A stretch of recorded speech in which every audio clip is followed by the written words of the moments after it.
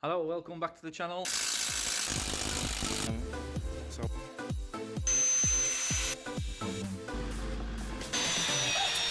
Hello, welcome back to the channel. Today it's Christmas Eve. I'm in the Jag, and we've got a bit of a problem.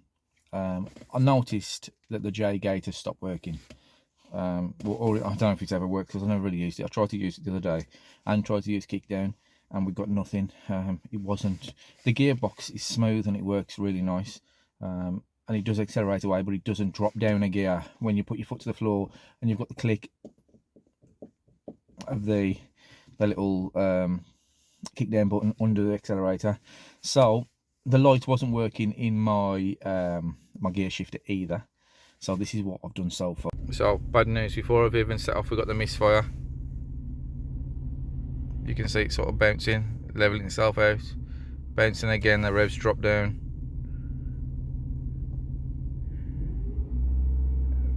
Under slow revs it's fine, but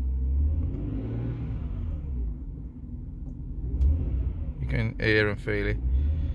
Well, you go feel it, but you can probably see it.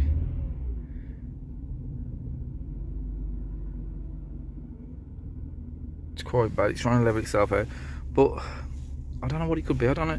Like I say, I've disconnected this and tried starting it, and that made no difference. And that's the only thing I've done. Connected that and took this bulb out. That was disconnected for a reason. What was the reason? Was it because of this J-gate problem, or was it this misfire? But I don't see how the gearbox or this wire, if it is anything to do with the gearbox. But to be fair, when this wire's plugged in, that P comes on. When it's not plugged in, the P doesn't come on. It's leveling itself out and then misfiring again. But obviously a misfire is something to do with the cylinder, spark, the fuel to that cylinder. So I'm just going to pop the bonnet and have a quick look, see if there's any water still in that hole. You can sort of hear the misfire now, the exhaust.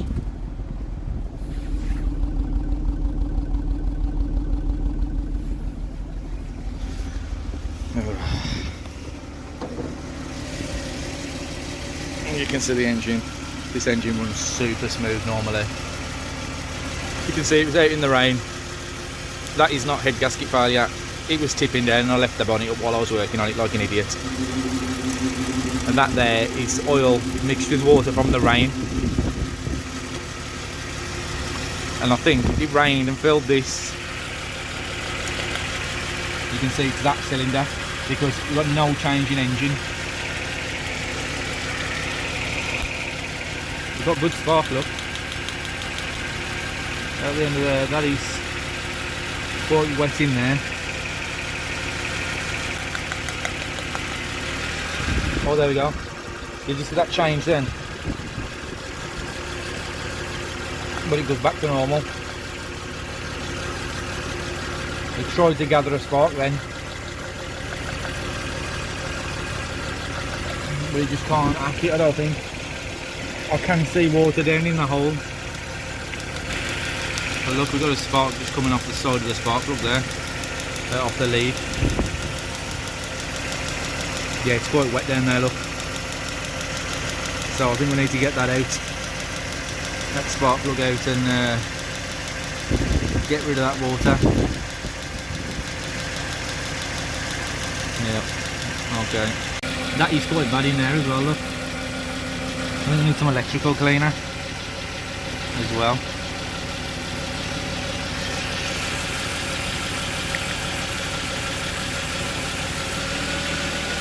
Oh, you can hear it changing as we put it on. So the good news is that's got nothing to do with the things I'm messing with the gearbox, which is a bit of good news.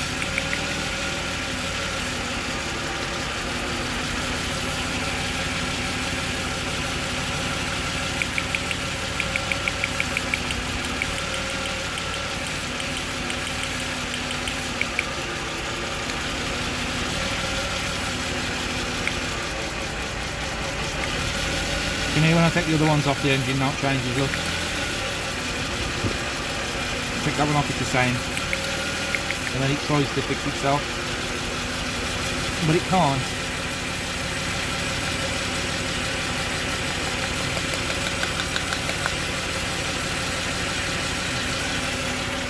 So it's definitely a spark plug problem. Yeah, let's see if it'll drive. Right, sorry about the wind and the noise, but it looks like I've solved this one. A bit of cleaner on the spark plugs, a brush from Alfred's, took them out, cleaned all the contacts, and I've pushed the contact further down the sort of rubber outer so it contacts the spark plug better. So hopefully that's fixed that, and we can get onto this gearbox problem.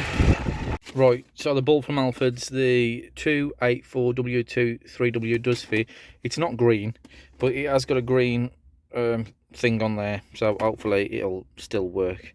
The old bulb is just sort of painted green, it looks like. So I'm going to put this back on here, which means taking these two screws out, and then this screws on the back, and that bulb goes into it, and that should hopefully then light up my thing to show me where I am. And then now it's stopped misfiring, hopefully I can, and I've plugged this plug in, I can see if the jaguar works. Whether it will, I don't know, because obviously somebody has messed around with it. But I'm going to have to get a wiring diagram to try and sort that out, I think, because I think that's what's causing the kickdown issue as well. So let's see. Right, I've just put this back on so I can get home. I've put the light in there. That obviously does, as you can see, when the thing's on there, it lights all that up. But I don't know if the red light is supposed to move with this. I think it is,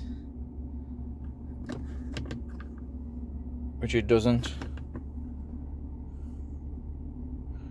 So I don't know what's going on with that. I might have to take that apart and see why the red light's not going along with these, because that's lit up now, but obviously it doesn't tell you which one it's in. The other thing I found is with that plugged in, it don't go into reverse.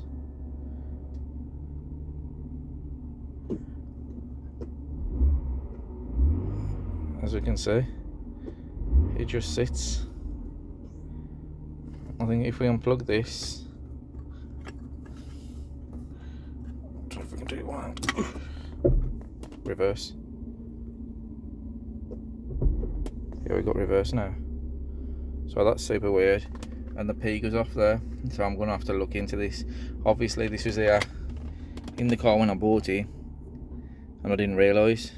So, but if I put that back in now, it's been into reverse. It goes into reverse. Very weird. And we've got the red P lit back up. So I'm gonna drive home anyway now to stop misfiring, see if it's okay with that, and then I'll look more into this. I found the issue yesterday. The issue was the arm. That arm there that moves around had actually rounded off, so I think it had got stuck here at some point, and then as the gearbox turns, it turns the arm there and it rounded it off. So what we've done is got a couple of feeler gauge here. We've cut it down and we've knocked it in to the little arm to sort of support the arm against the stick that comes out of the gearbox. I'm going to cut these two off now, and then we're going to see if it works. So what I'm going to do is grind them two things off, hopefully. It's a bit of an odd thing to get the grinder in there. Do I need to hold the thing with some pliers or something? It's pretty sturdy, eh? Yeah, I think it'll be alright. See what happens. It's a nightmare, but the stick is in there somewhere.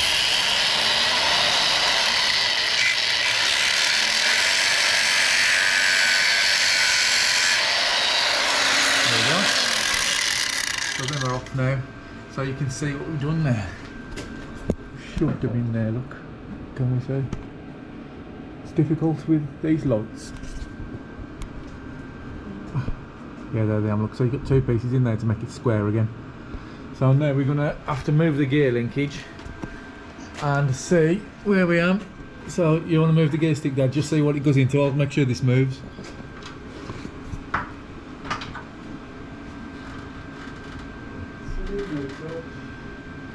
Stick it into drive. Yeah, go across and use the J gate thing. Yeah.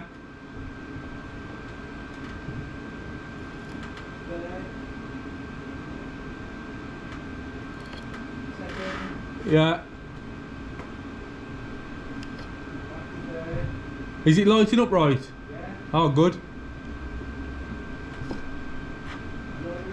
Yeah. Yeah. Yeah. Sorted then, if it's all lighting up right inside there. They all lit up. Oh, mint. They all lit up as I was calling them to you. So it looks like we might have fixed that problem. I've obviously got to put all that back together in there as well.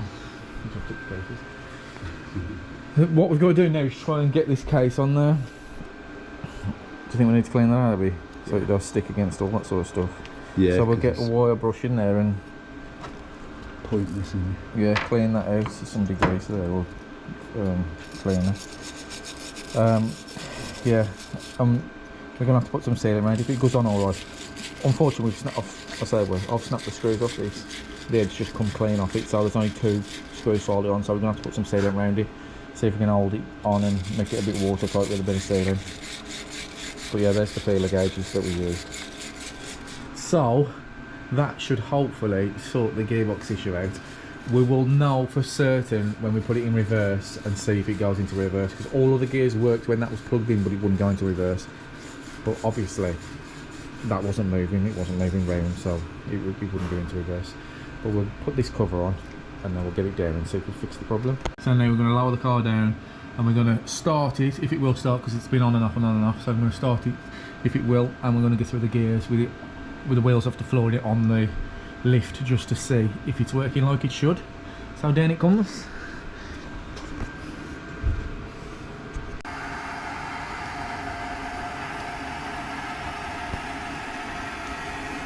First things first, will it start after it's had this key on for so long? Oh, let's have a look.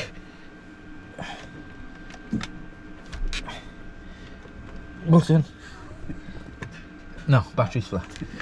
We're gonna have to try. I can never find that. And jump it. I can never. Right, the battery's been on charge. I've now put this radio in the way of the gears. I'm gonna need it. So let's try and move that out of the way.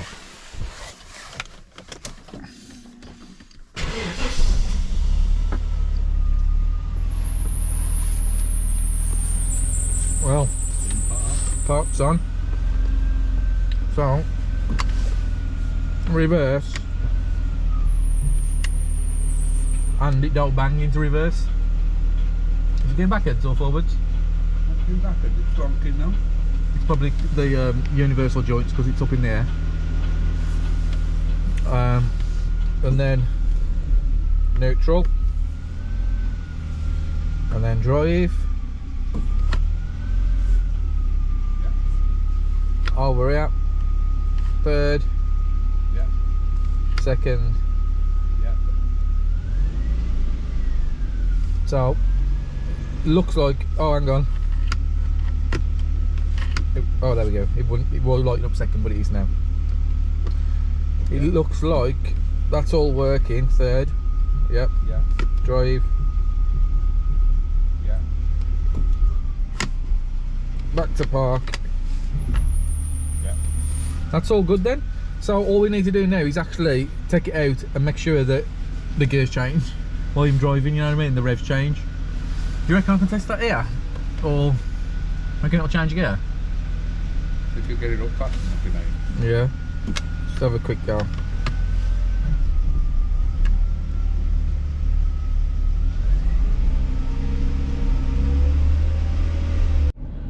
Hopefully you can see them clocks.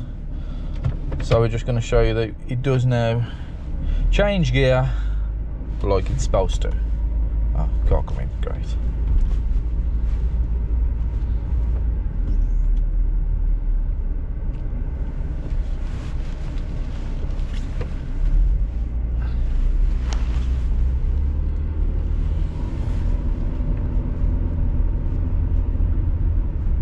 There you go, that's the gear change. So we wasn't getting that before, but it's doing it now. Oh, it's difficult here simply because of all the cars and trying to get up to speed.